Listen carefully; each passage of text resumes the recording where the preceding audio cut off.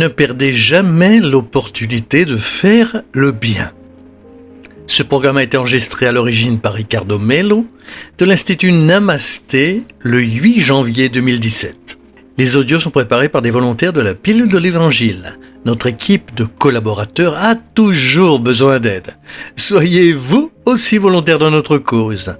Rejoignez notre page sur Facebook, Pilule de l'Évangile.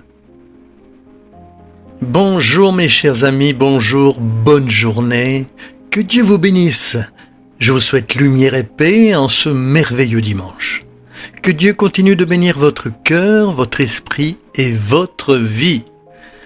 On commence une autre pilule de l'Évangile aujourd'hui. Que Dieu vous protège.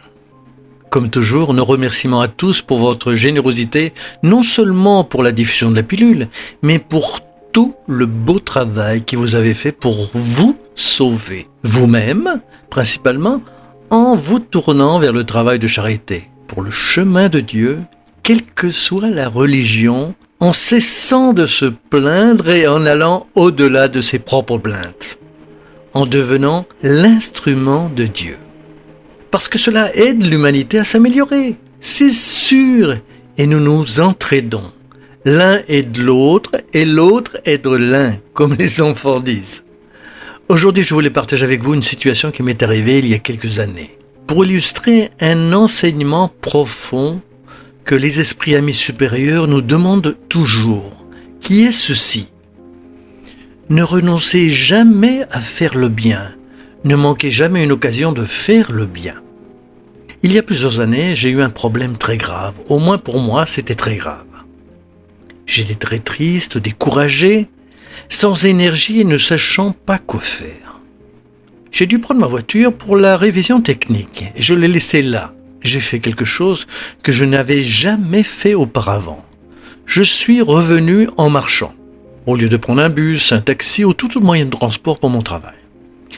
J'ai décidé de marcher et j'ai commencé à faire certaines choses. Vous allez comprendre. J'ai traversé des endroits que je ne franchissais pas normalement. Le destin voulait que je sois à côté du Palais de la Liberté. À l'époque, le gouverneur résidait dans cet endroit, sur la place de la Liberté à Belo Horizonte. Et soudain, j'ai vu un monsieur titubant. J'étais très pressé. Le soleil était chaud, c'était une journée chaude, et je portais toujours un vêtement lourd à cause du travail. Et je voulais arriver au bureau rapidement. La logique m'a dit de prendre un taxi parce que je transpirais et que j'allais à une réunion.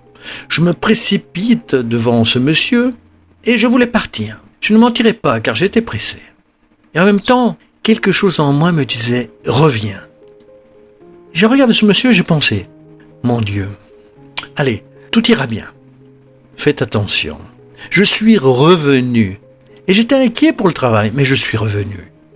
Le monsieur m'a montré qu'il était très malade.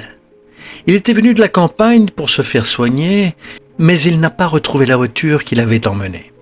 J'ai pu voir que son histoire était vraie parce qu'il a commencé à donner de nombreux détails sur l'hôpital dans lequel il avait été traité.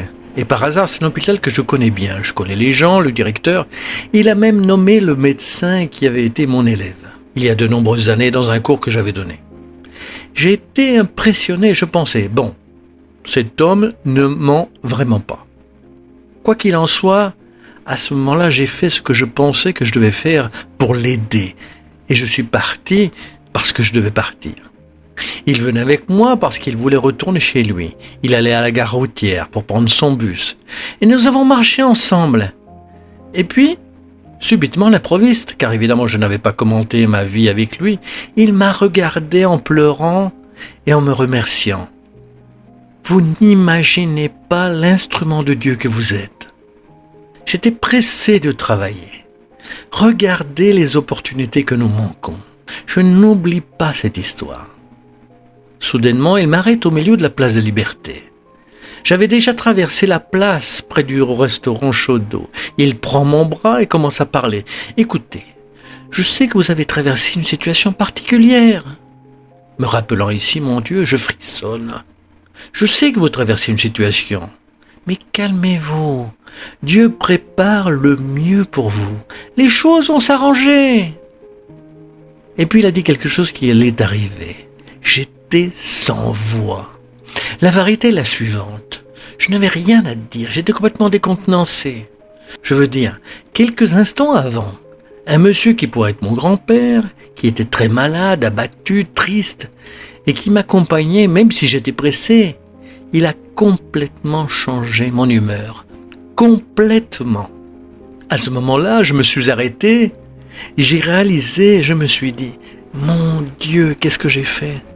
La vie me fait un cadeau, je reçois un cadeau, j'ai la chance d'être utile, et je suis pressé et inquiet. Je savais que je pourrais faire la réunion différemment si j'étais en retard. Bref, ce monsieur était un instrument divin pour apaiser mon âme. Je n'oublie pas cela. Je ne l'ai plus jamais vu, malheureusement, et il ne sait pas à quel point il m'a fait du bien, et je lui en suis très reconnaissant.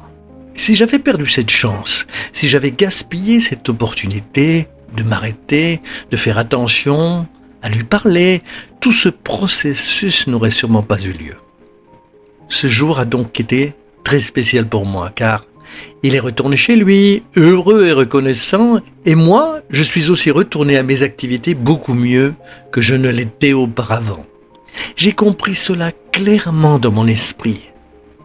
Et à chaque fois qu'une difficulté me vient, ou tout problème pour moi d'arrêter de faire ce que je sais qu'il faut faire, en particulier le travail social, les œuvres de bienfaisance, les problèmes auxquels nous sommes confrontés dans la vie quotidienne, il y a plusieurs personnes qui essaient de nous décourager avec de nombreuses excuses. Il me vient toujours à l'esprit ce monsieur qui a dit toutes ces choses et m'a réconforté. Et je me souviens que si j'avais renoncé à faire le bien dont j'avais besoin à ce moment-là, ne serait pas venu à moi. Le message de l'évangile d'aujourd'hui est: ne renoncez pas. N'abandonnez pas l'envie d'être utile pour qu'il arrive. N'abandonnez pas les actions. Ne manquez pas une occasion de soulager la douleur de ceux autour de vous, de donner des conseils à quelqu'un, raconter une histoire, prêter l'oreille, de faire un don de votre temps.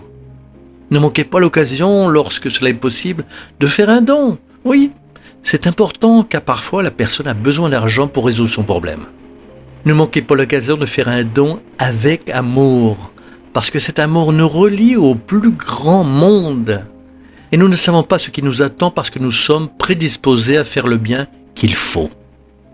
Que Dieu vous bénisse tellement qu'il vous inspire grandement pour continuer à être un instrument de lumière divine, où que vous alliez.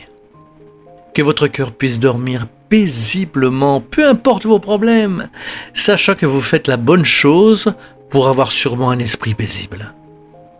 Beaucoup d'affection à vous tous, et comme toujours mes amis, à bientôt, à très bientôt. Assurez-vous de faire le bien à tout moment de votre vie.